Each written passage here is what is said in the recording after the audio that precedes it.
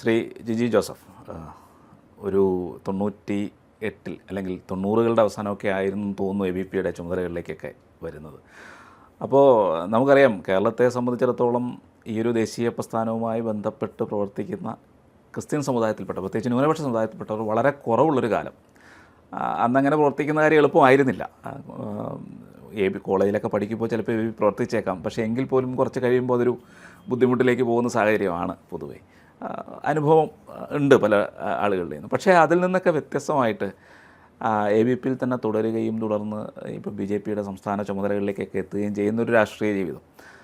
അപ്പോൾ ആ തുടക്കത്തിലൊക്കെ എങ്ങനെയായിരുന്നു ഈ അനുഭവങ്ങളൊക്കെ?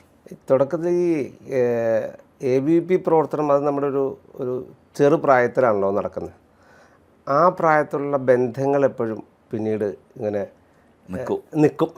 അതെല്ലാ കാലത്തും നിൽക്കുന്നത്. ഈ ടീനേജ് കാലഘട്ടത്തിലുള്ളൊരു ബന്ധം നമ്മളതങ്ങനെ നമ്മൾ ഇവരോടൊപ്പം യാത്ര ചെയ്യുക, ഒരുമിച്ച് താമസിക്കുക, ഒരുമിച്ച് സിനിമയ്ക്ക് പോവുക, ഇങ്ങനെ എല്ലാത്തിനും നമ്മൾ ഇങ്ങനെ ഒരുമിച്ചാണല്ലോ പോകുന്നത്. അപ്പോൾ അങ്ങനെയുള്ളൊരു ബന്ധം ഈ വിദ്യാർത്ഥി പരിഷത്തിൻ്റെ പ്രവർത്തകരൊക്കെ ആയിട്ട് ഒരുമിച്ചുണ്ടായിരുന്നു. അത് കഴിഞ്ഞ് പിന്നെ കുറച്ചു കാലം കഴിഞ്ഞപ്പോൾ ഞാൻ വിദ്യാർത്ഥി പരിഷത്തിൻ്റെ പ്രവർത്തനമൊക്കെ വിട്ട് ഞാൻ ഇവിടെ സാധാരണ ഇൻഷുറൻസ് കമ്പനിയിലൊക്കെ അഡ്വൈസറായിട്ട് ജോലി ചെയ്യാനും ICICയിൽ കുറച്ചു കാലം വർക്ക് ചെയ്യുകയൊക്കെ ചെയ്തു.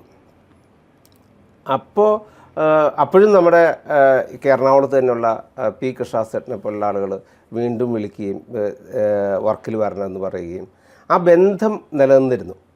വിദ്യാർത്ഥി പരിഷത്തിൻ്റെ ആ കാലഘട്ടത്തിലെ ബന്ധം എന്നും നിലനിന്നിരുന്നു. ആ റിലേഷനാണ് പിന്നീട് നമ്മളെ ഉയർത്തിക്കൊണ്ടുവരാൻ വേണ്ടി സഹായിച്ചത്. ഈ കോളേജിൽ പഠിക്കുമ്പോൾ എങ്ങനെയാണ് എ ബി വി പിയിലേക്ക് എന്തുകൊണ്ട് എ ബി വി പി തിരഞ്ഞെടുത്തത്? പ്രത്യേകിച്ചും ആ ഒരു സാഹചര്യം അത്ര എളുപ്പമുള്ള സാഹചര്യം ആയിരുന്നില്ല. അല്ല, അതിൽ വേറൊരു കാര്യം വെച്ചാൽ ഞങ്ങളുടെ വീടിൻ്റെ അടുത്തൊരു ഇരുമല വർഗീസ് പറഞ്ഞൊരു സാറുണ്ടായിരുന്നു. അദ്ദേഹം അവിടുത്തെ ഒരു വലിയ ഒരു പ്രമാണിയായിരുന്നു. അദ്ദേഹം BJP ആണ്.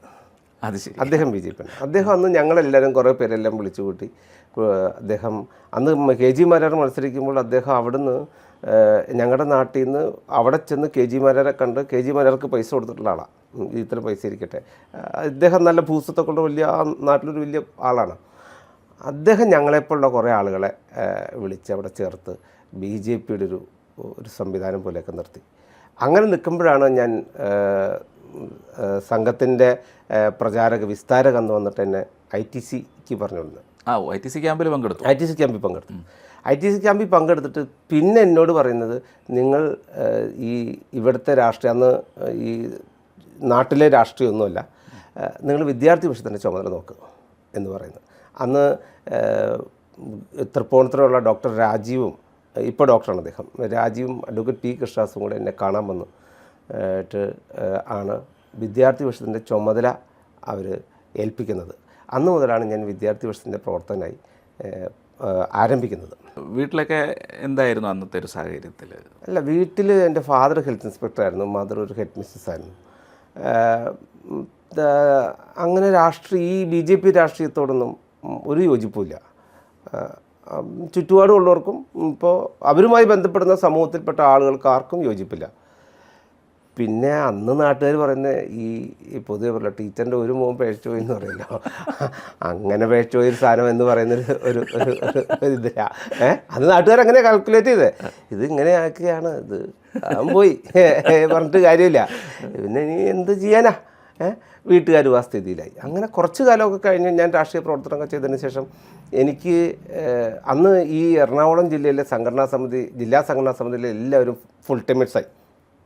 പിന്നെ ഞാനും വേറെ കുറച്ച് ആളുകളും മാത്രമാണ് ഇവിടുത്തെ ജില്ല കൊണ്ടുനടക്കുന്നത്.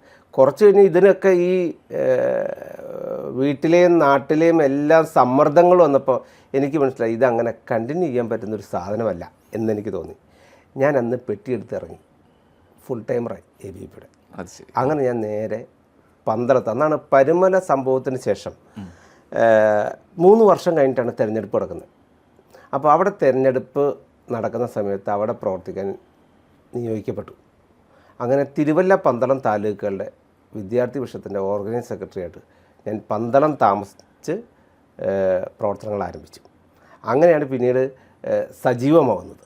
ABP ആയി ബന്ധപ്പെട്ട് പ്രവർത്തിക്കുമ്പോൾ ഉള്ള അനുഭവങ്ങൾ, പ്രത്യേകിച്ചും ഇന്നത്തെ ഈ ഇപ്പോൾ രാഷ്ട്രീയത്തിൽ അല്ലെങ്കിൽ കേന്ദ്ര സർക്കാരിലുമൊക്കെ മന്ത്രിമാരും ഒക്കെ ആയിരിക്കുന്ന ആളുകളൊക്കെ അന്ന് പലപ്പോഴും ABPയുടെ പ്രവർത്തകരായിരിക്കും അല്ലെങ്കിൽ നേതാക്കന്മാരും ആയിരിക്കണം. അപ്പോൾ അങ്ങനെയൊക്കെയുള്ള അനുഭവങ്ങൾ അവരുമായിട്ട് ആരെങ്കിലുമായിട്ടൊക്കെ ഇടപഴകാനുണ്ടായിട്ടുണ്ടോ?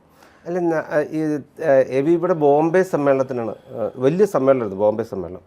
ഈ ബോംബെ സമ്മേളനത്തിന് പോകുമ്പോൾ ഇന്ന് പല സ്ഥലത്തും ലീഡേഴ്സായിട്ടും മന്ത്രിമാരായിട്ടും ഒക്കെ ഇരിക്കുന്ന ആളുകളെ ഞങ്ങൾ അവിടെ വെച്ച് കണ്ടിട്ടുണ്ട്.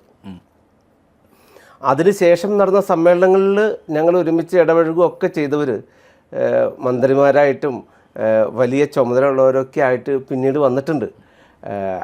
അത് അവരുടെ ഒരു സാഹചര്യം വേറെ, നമ്മുടെ ഒരു പൊളിറ്റിക്കൽ സാഹചര്യം വേറെ. നമ്മൾ ഇവിടെ ഇങ്ങനെ ഫൈറ്റ് ചെയ്ത് ജീവിക്കുക എന്നുള്ളതാണ് നമ്മുടെ ഒരു വിധി.